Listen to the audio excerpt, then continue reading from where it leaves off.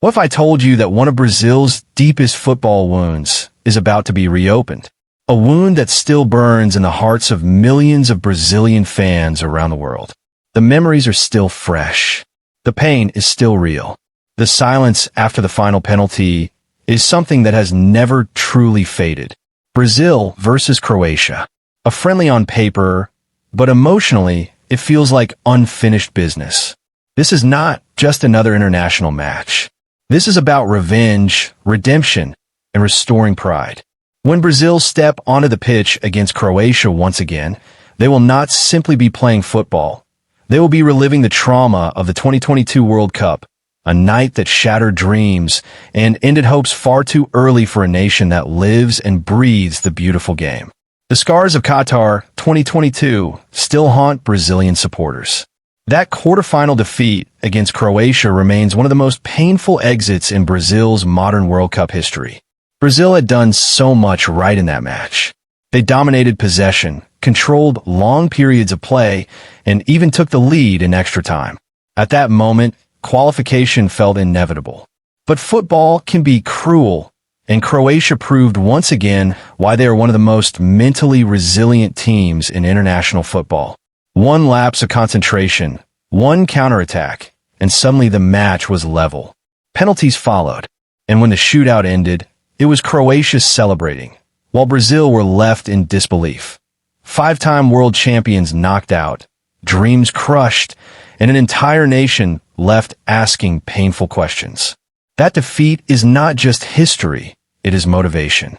And now, as Brazil prepare to face Croatia again in a FIFA international friendly on April 1st, this match carries far more significance than a normal exhibition game.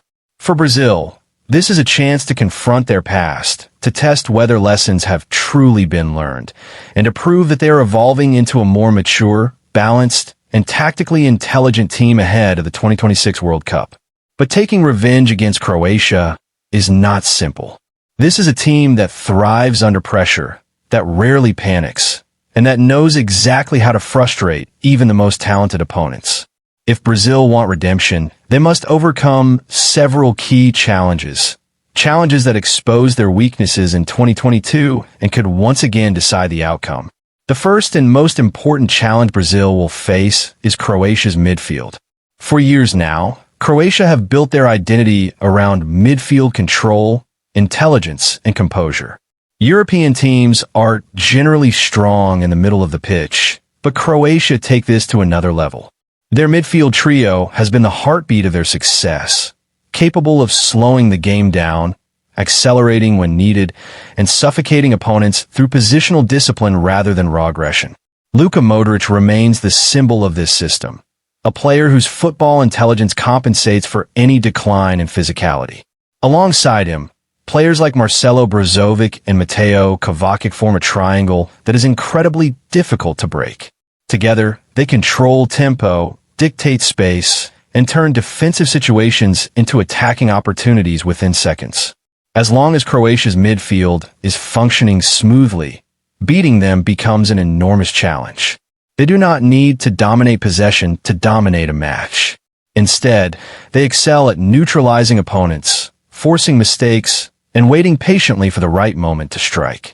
This is why Brazil cannot afford to approach this game with reckless pressing or emotional football. Against Croatia, high pressing alone is not enough. In fact, uncontrolled pressing often plays directly into Croatia's hands, opening spaces behind the midfield and allowing Modric and his teammates to exploit gaps with surgical precision. Brazil must therefore adopt a smarter approach, one that combines discipline, positional awareness, and controlled aggression. To compete with Croatia's midfield, Brazil must reinforce the center of the pitch. This means deploying an extra midfielder rather than relying solely on attacking flair. A proper defensive midfielder is essential, but he cannot operate alone. Brazil need a second midfielder capable of playing box-to-box, someone who can track runners, block passing lanes, and disrupt Modric's rhythm without losing composure on the ball. The objective is clear: reduce the time and space available to Croatia's playmakers. If Modric is allowed to receive the ball comfortably, turn, and dictate play, Brazil will suffer once again. But if Brazil can crowd the midfield intelligently, cut off passing angles, and force Croatia into predictable patterns, the balance of the match can shift in their favor. A midfield setup involving Casemiro or a similar defensive presence, alongside another dynamic midfielder, could be the key. Casemiro's positional discipline, combined with a box-to-box partner, would allow Brazil to maintain structure while still progressing the ball effectively. This balance is crucial. Brazil do not need to dominate possession for the sake of it. They need control. Control of space. Control of tempo. Control of transitions. When Brazil control these aspects, their attacking talent can flourish naturally rather than being forced into chaotic situations. However, midfield control alone will not be enough. Brazil's defensive line must also rise to the occasion. One of the biggest problems in the 2022 World Cup defeat was defensive imbalance. Brazil's fullbacks pushed too high up the pitch, leaving large spaces behind them. When possession was lost, Croatia did not rush forward recklessly. Instead, they waited, recycled the ball, and attacked the exposed zones with precision. Croatia may not create a large number of chances in every match, but they are extremely efficient with the opportunities they do get. This efficiency makes them dangerous, especially in knockout-style situations. Set pieces and second balls remain Croatia's greatest weapons. They are well-organized, physically disciplined, and mentally sharp when it comes to dead ball situations. In the last 8 matches, Croatia have scored 25 goals, winning 7 of those games. This statistic alone highlights their effectiveness, particularly in moments where concentration is required the most. Brazil cannot afford lapses in focus. One poorly defended corner, one loose clearance, or one untracked runner could undo 90 minutes of hard work. Defensive balance will therefore be critical.